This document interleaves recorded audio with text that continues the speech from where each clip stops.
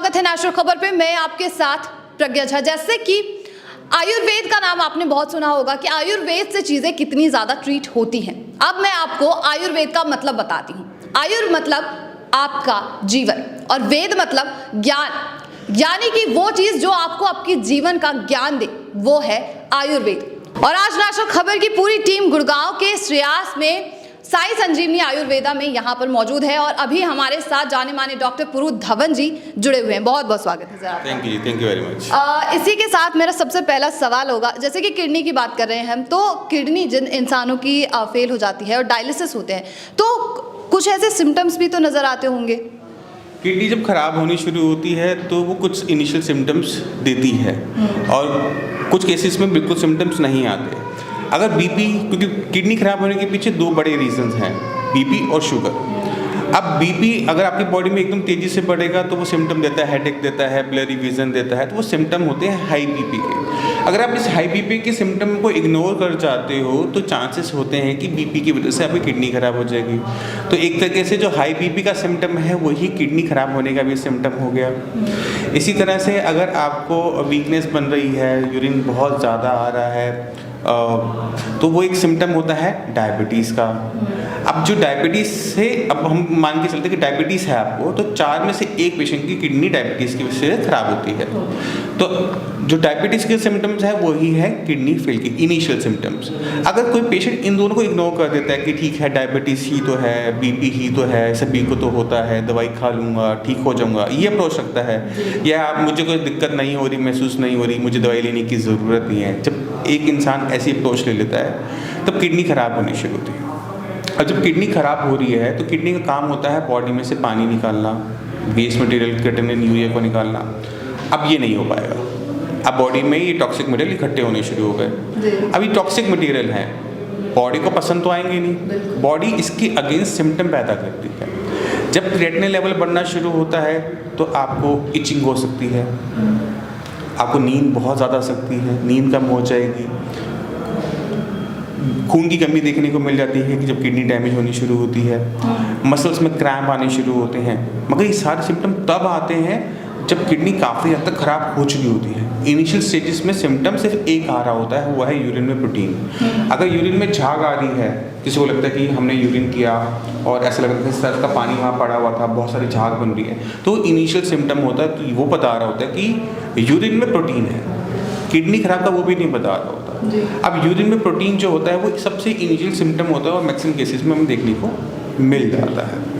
अब जैसे किडनी और ख़राब हो रही है, एडवांस हो रही है, यूरिया लेवल बढ़ रहा है, तो यूरिया की वजह से भी सिम्टम हमें देखने को मिल जाते हैं। यूरिया जो होता है उसका सबसे बुरा इम्पैक्ट आपके ब्रेन पे पड़ता है।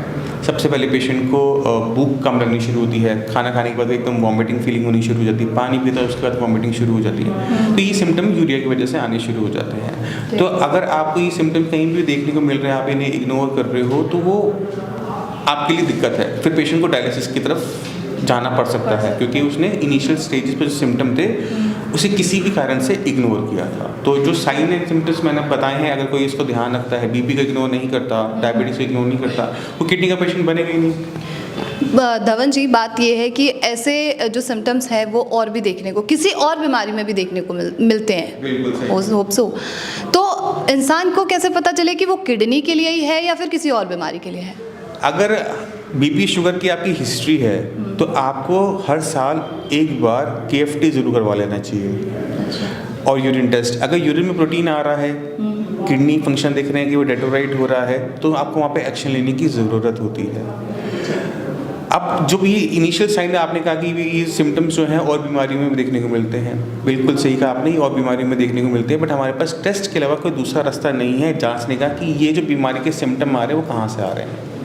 अगर आपका KFT नॉर्मल है, LFT करवाते हैं, LFT में देखते हैं कि कोई दिक्कत है, तो वो टेस्ट से ही पता लगेगा कि ये जो दिक्कत आ रही, सिम्टम्स आ रहे हैं, वो किस रीज़न से आ रहे हैं। ठीक है।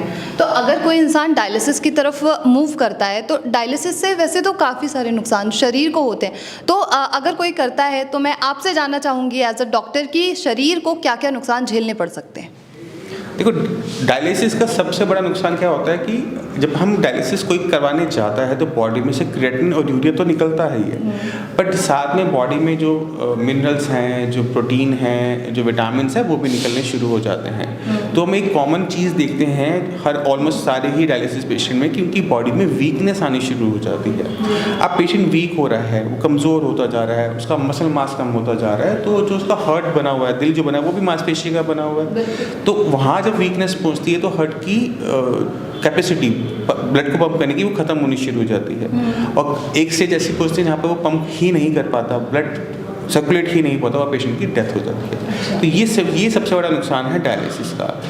और इससे निकलने का अभी हमारे पास कोई दूसरा रास्ता है नहीं कि हम उसके सिम्टम्स को, जो उसका नुकसान है, उसे कम कर सकें। एक ही चीज़ है, वो है खाना। अगर आप पेशेंट खाना ठीक से खा रहा है, डायलिसिस करवा रहा है, तो उसकी लाइफ एक्सटेंड हो जाती है। आप भी मतलब डाइट पर ही लेके इंसान को ट्रीट करते हैं या फिर किसी और तरीके से? अगर हमने एक पेशेंट को ठीक करना है तो उसमें 3 एलिमेंट इंपॉर्टेंट होते हैं। पहला है बीमारी हुई ही क्यों। अब आप सोचो कि आप सब कुछ कर रहे हो, पेशेंट की किडनी खराब हुई थी बीपी से, और आपने बीपी को छोड़ रखा है, बीपी अभी भी बढ़ा हुआ है, तो वो किडनी को कॉन्टीन्यूसली नुकसान पहुंचाता रहेगा, क्रिएटिनिन के लेवल बढ़ते चले जाएंगे, रुकेंगे नहीं। बट अगर आप पहला काम करते हो कि जिसकी वजह से किडनी खराब हुई थी उस बीमारी को कंट्रोल कर देते हो, ठीक है, तो किडनी आगे खराब नहीं होगी। यानी अगर मान लो क्रिएटिनिन आपका 4 है, 4 पे हम अराउंड 60% किडनी डैमेज मान लेते हैं, तो वो 4 ही रहेगा, बढ़ेगा नहीं।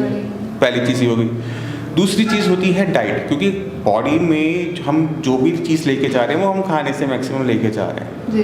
आपकी किडनी क्या काम करती है, इसी को साफ करके वेस्ट मटेरियल को बाहर करती है। अब आपकी किडनी ऑलरेडी डैमेज्ड है, वो कम काम कर रही है, और आप अपनी मर्जी से कुछ भी खाओगे, मान लो आप ज़्यादा फ्राइड आइटम खा रहे हो, नॉन वेज ज़्यादा खा रहे हो, तो बेसिकली आप बॉडी के अंदर वेस्ट मटेरियल ज़्यादा लेके जा रहे हो। तो हम डाइट से क्या कंट्रोल करते हैं कि बॉडी के अंदर कोई भी वेस्ट मटेरियल ज़्यादा इकट्ठा ना हो, क्रिएटिनिन ज़्यादा इकट्ठा ना हो, यूरिया इकट्ठा ना हो। तो यूरिया क्रिएटिनिन की अमाउंट को हम कंट्रोल कर रहे होते हैं with the help of diet, ठीक है।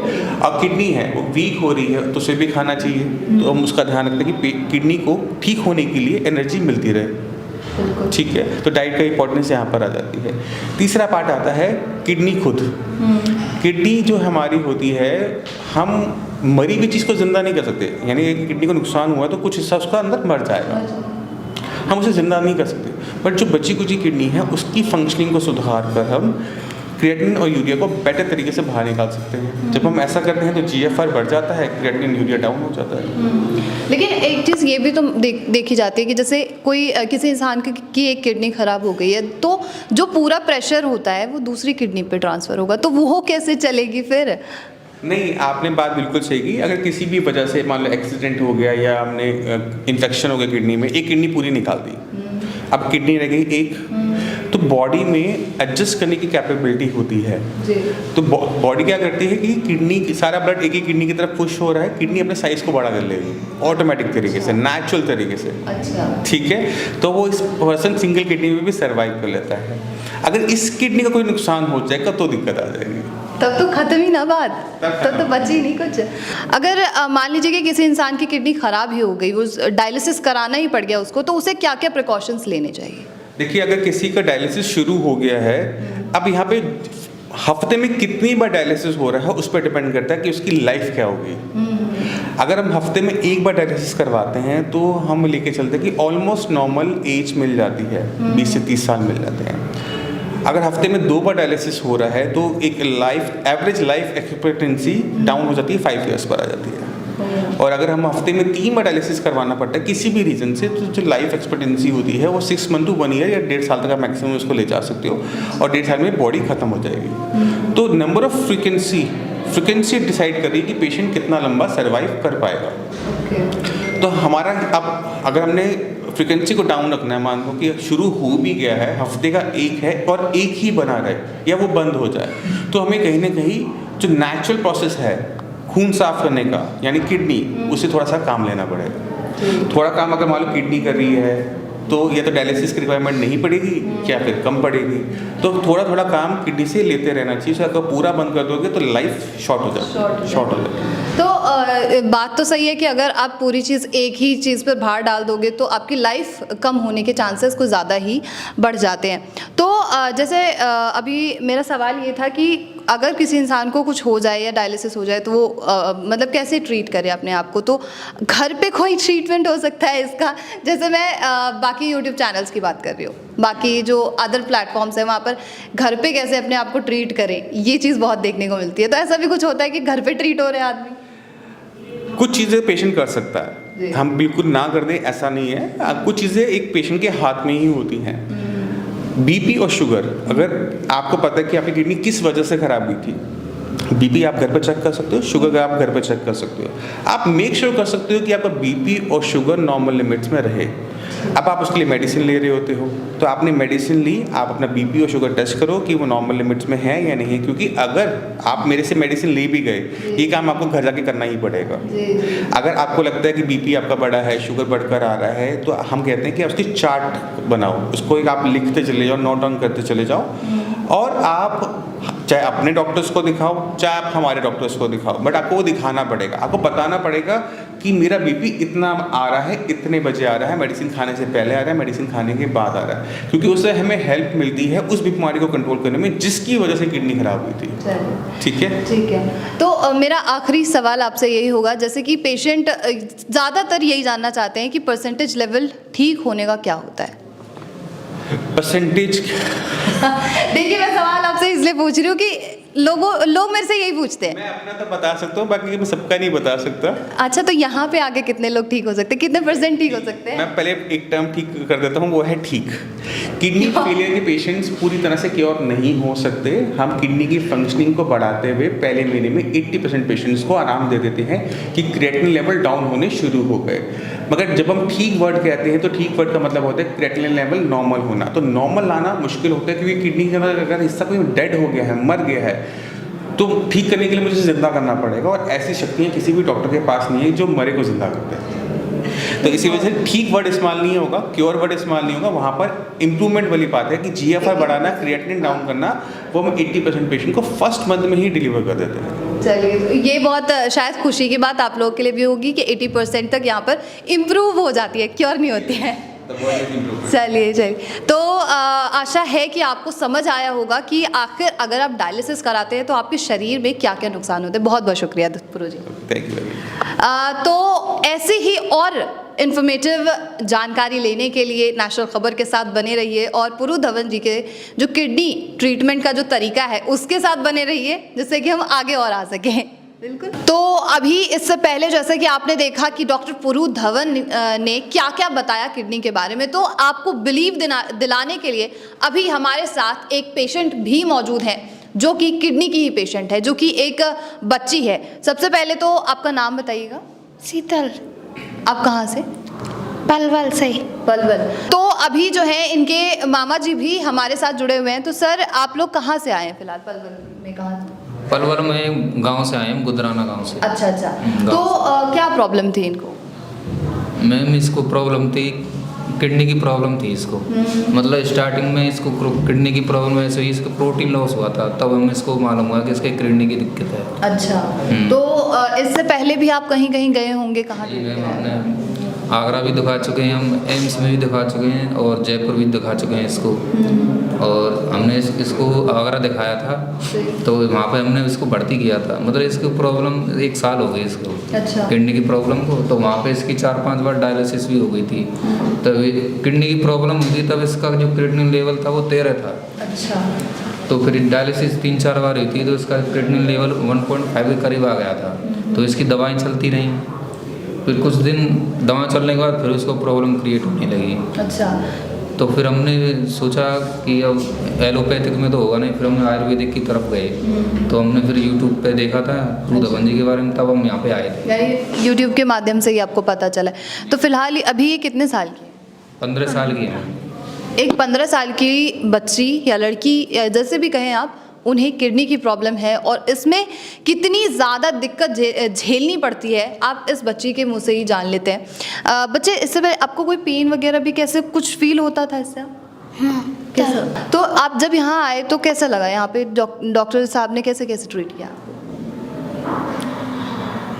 क्या बोला था उस वक्त में आपको? क्या बोला था सर? डॉक्टर साहब ने ये बोला था कि मतलब इसको किडनी के अलावा इसको थोड़ी यूरिन की भी समस्या है। यूरोलॉजी की भी समस्या।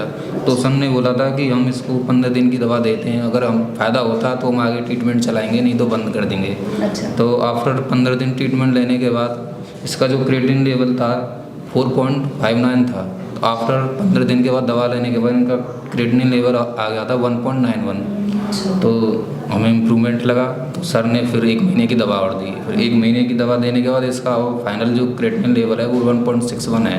मतलब बहुत आराम है इसको। पहले पेट में भी दर्द रहता था, मतलब प्रोटीन लॉस भी होता था, अब उसमें बहुत फ़ायदा है इसको। अब इम्प्रूवमेंट है, तो जहाँ पहले गए थे जिन डॉक्टर्स के पास में, उन डॉक्टर्स का क्या कहना था इनके बारे में?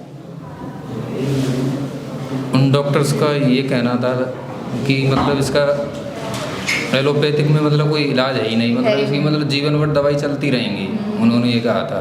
चलिए, तो ये तो बहुत अच्छी बात है कि फ़िलहाल इम्प्रूवमेंट दिख रही है।